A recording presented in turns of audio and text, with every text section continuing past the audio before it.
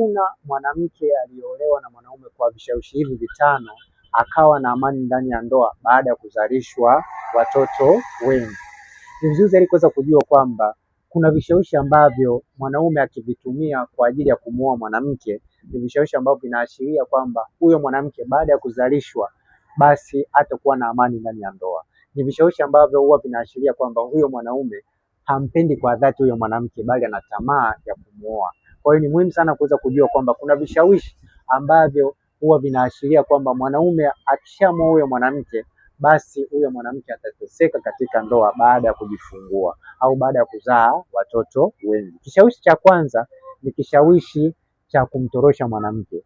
Ikiwa mwanaume atatumia kishawishi cha kumtorosha mwanamke kwa wazazi wake, hiki ni mojawapo kishawishi ambacho kinaashiria kwamba huyo mwanamke akishajifungua watoto wengi huwa ni rahisi sana kuteseka ndani ya ndoa, kwa kuwa mwanaume anayempenda mwanamke hawezi kumtorosha, kwa sababu atafuata mtiririko au atafuata utaratibu ambao unatakiwa kwa wazazi ili aweze kumuoa mwanamke. Kwa hiyo mwanaume yeyote ambaye anatumia kishawishi cha kumtorosha mwanamke huwa ni tamaa. Kwa hiyo anapomchoka huyo mwanamke baada ya kumzalisha watoto wengi huwa anamtesa huyo mwanamke. Kwa hiyo ni muhimu sana kuweza kufahamu hicho kishawishi.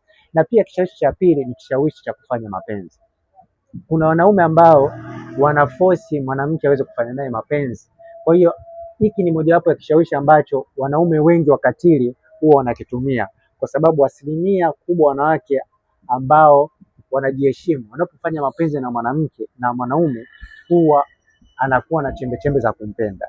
Kwa hiyo mwanaume yeyote huwa anatumia kishawishi, au mwanaume ambaye hampendi kwa dhati huyo mwanamke huwa anatumia kishawishi cha kufanya naye mapenzi kwa ajili ya kumpata huyo mwanamke na kumuoa.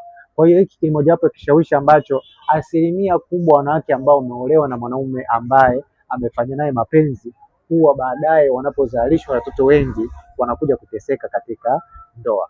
Na pia kishawishi cha tatu ni kishawishi cha kubadilisha dini.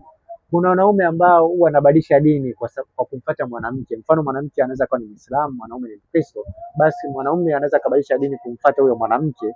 Hiki ni mojawapo ya kishawishi ambacho kimewatesa sana wanawake wengi, kwa sababu wanahisi kwamba mwanaume anapobadilisha dini basi anakuwa anampenda, lakini hii huwa ni tamaa ya mwanaume.